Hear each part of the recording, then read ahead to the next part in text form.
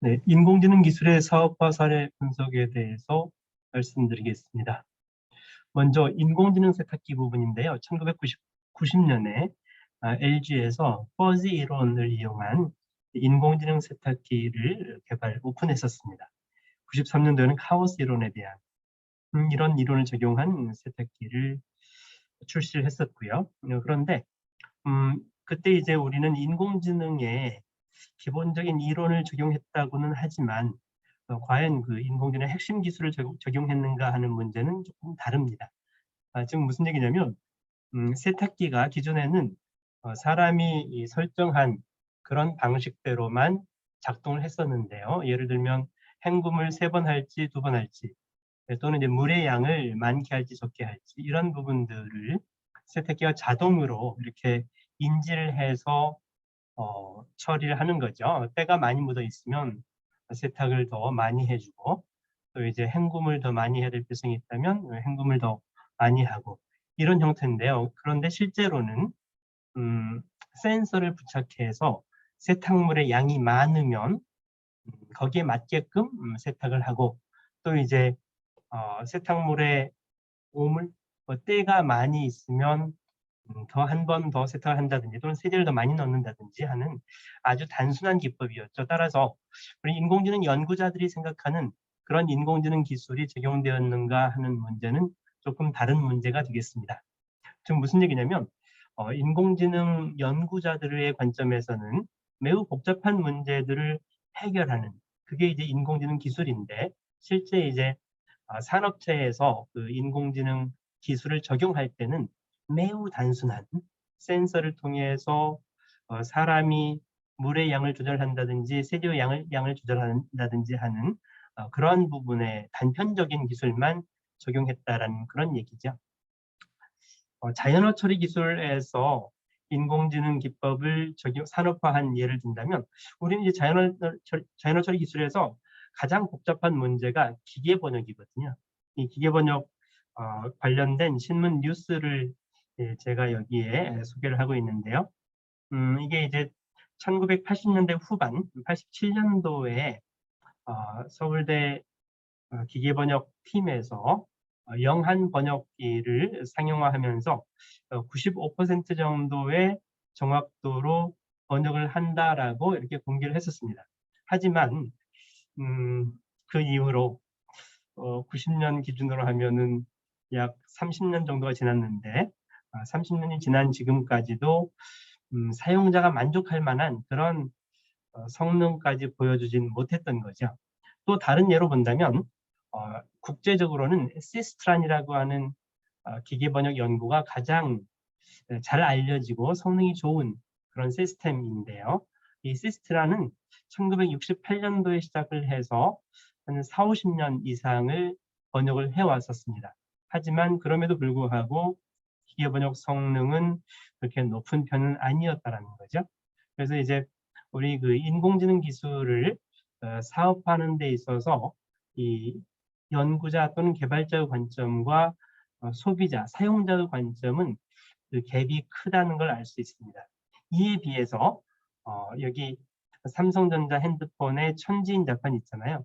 천지인 자판 개발하는 것은 그렇게 복잡한 기술은 아닙니다. 쉽게 아이디어가 좀 독창적인 부분은 있지만 그 기술을 개발하는 데 있어서 많은 노력이 필요한 것은 아니거든요. 하지만 이 천지인 자판의 경우에는 개발자가 266억 원의 부당이익금 반환 청구 소송을 했고 아마도 몇십억 정도를 지급하지 않았을까라는 생각이 드는데 그렇게 단편적이면서 쉬운 그런 기술이 오히려 사업성이 높다는 걸 알 수 있습니다. 이것보다 조금 더 복잡한 문제가 맞춤법 검사, 문법 검사라든지 문서 필터, 즉 아래 한글이나 MS 워드 등등 PDF 파일에서 한글 텍스트만 추출하는 그런 기술은 사업화로 성공한 사례가 있고요. 또 이제 그 자연어 처리 기술 중에서도 비교적 쉬운 편에 속하는 형태소 분석기를 이용한 키워드 추출기는 검색 엔진 등등에서 매우 보편적으로 사업화가 된 그런 사례가 있습니다. 다음으로 이제 자동차와 관련된 문제인데요. 우리 자동차에서는 자동차가 요즘 작동할 때 여러분들 안전벨트 매시잖아요. 내가 출발할 때 안전벨트를 매지 않으면 삐삐삐삐 경고음이 나거든요. 그런데 내가 그 경고음을 무시하고 한 20-30초 정도를 늘 운행을 하면 그 사용자의 습성을 알아내서 거기에 맞춰서 경고음이 울립니다. 또 이 차선 이탈 방지도 마찬가지인데요. 그런데 이렇게 이제 사용자가 안전벨트를 20-30초 이후에 매게 되면 거기에 맞추어서 자동차가 스스로 인공지능 기술을 이용하는 것처럼 이렇게 맞춰서 작동하는 그런 시스템을, 사실은 이게 인공지능 기술이라기보다는 이 사용자는 늘 20-30초 이후에 안전벨트를 매더라. 그래서 경고음을 바로 내보내는 게 아니라 그게 이제 자주 반복되면 뭐 10번이 될지 15번이 될지는 모르겠지만 평균적으로 이 사용자는 안전벨트를 늦게 맨다면 그 평균 시간을 측정해서 거기에 맞춰서 이제 단순하게 경고음을 늦게 내주는 그런 시스템을 우리 일반 사용자들은 이게 인공지능 기술이라고 착각하기가 쉬운 거죠. 자율주행 자동차의 경우도 비슷한데요. 이게 이제 주행 상황을 스스로 판단해서 거기에 맞춰서 하느냐의 문제는 조금 다른 문제가 있습니다. 따라서 여기서 말씀드리고자 하는 건 뭐냐면 세탁기의 경우도 그렇고 자동차의 경우에도 그렇고 센서 기술이 발전하면서 각 기능에 맞는 센서 데이터를 이용해서 그 사용자에 맞추어서 조금 바꿔주는 그 조건 체크를 하는 거죠. 조건에 맞추어서 조금 다르게 해주는 이런 단순한 기술을 인공지능 기술이라고 착각할 수 있다는 그런 의미입니다. 예, 그래서 이제 딥러닝 기술의 경우에는 또 조금 다른 문제이긴 한데요.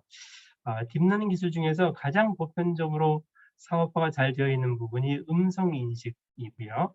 그러면 핸드폰이라든지 등등 음성 인식 기술이 가장 중요하면서도 잘 활용되고 있는 그런 분야 중에 하나고요. 그거 이외에도 이미지 인식 부분이 매우 발달되어 있습니다.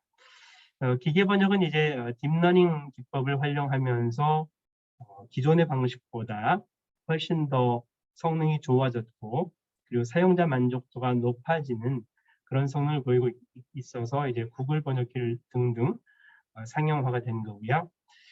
또 이제 로봇 기사로 작성하는, 요즘 스포츠 기사들은 대부분 인공지능 시스템으로 작성을 하거든요. 하지만 스포츠 데이터 또는 이제 각 코스피에 등록된 회사들의 분기별 레포트 작성도 이제 대표적으로 이제 인공지능 기사로 작성되는 그런 분야인데, 그런 분야의 경우에는 데이터가 매우 중요한 그런 경우에 가능합니다. 무슨 얘기냐면 야구 경기에 대해서 자동으로 스포츠 기사를 작성을 한다면, 그러면 야구 같은 경우에는 1회 초 1회 말, 9회 초 9회 말 등등의 데이터들이 매우 많습니다. 삼진 아웃이 되기도 하고 홈런을 치기도 하고 이런 이 데이터에 대해서 문장으로 작성해주는 그런 시스템인데요. 그런 문장들은 티피컬한 그 문장 패턴들이 있거든요. 그냥 점수가 나지 않을 때, 뭐 안타를 안 쳤을 때 이런 경우는 별로 중요하지가 않고요. 뭐 홈런을 쳤는데 역전을 했다든지 이런 경우가 이제 중요한 데이터 부분들이기 때문에 그 중요한 데이터 부분들을 중심으로 뉴스를 작성해 주는 거고요. 또 이제 각 회사들의 상장된 회사들의 분기별 레포트를 작성하는 것도 전월 1년 대비 몇 퍼센트 증가했다, 감소했다. 이런 그 데이터에 대한 중요 부분만 설명하는 그런 단편적인 부분에 대해서 즉 이제 사람들이 주로 만약 사람이 분기별 레포트를 작성한다면 코스피 200 200개 회사에 대해서 200개 레포트를 작성하는데 단순 반복적인 요소가 매우 많거든요. 이런 특성이 있는 분야에는 이 인공지능 기술을 쉽게 적용할 수가 있고, 그게 아니라 칼럼이라든지 또는 이제 사람이 해석해서 이렇게 작성해야 되는 이런 부분들은 이 자동화하기가 쉽지가 않습니다. 또 이제 대표적인 것 중에 하나는 요즘 챗봇인데요.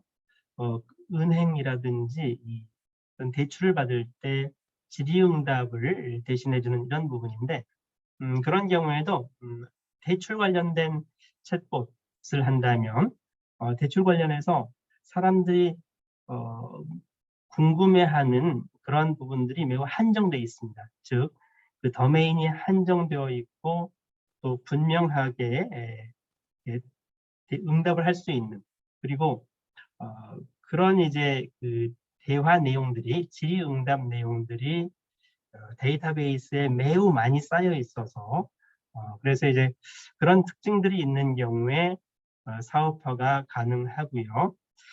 즉 다시 정리하면 데이터 기반의 어떤 사람들이 이 단순 반복은 아니지만 단순한 정도가 조금 강한 그런 그런 분야의 경우에, 그런 주제의 경우에 인공지능 기술로 사업화 성공 가능성이 높다는 그런 얘기입니다.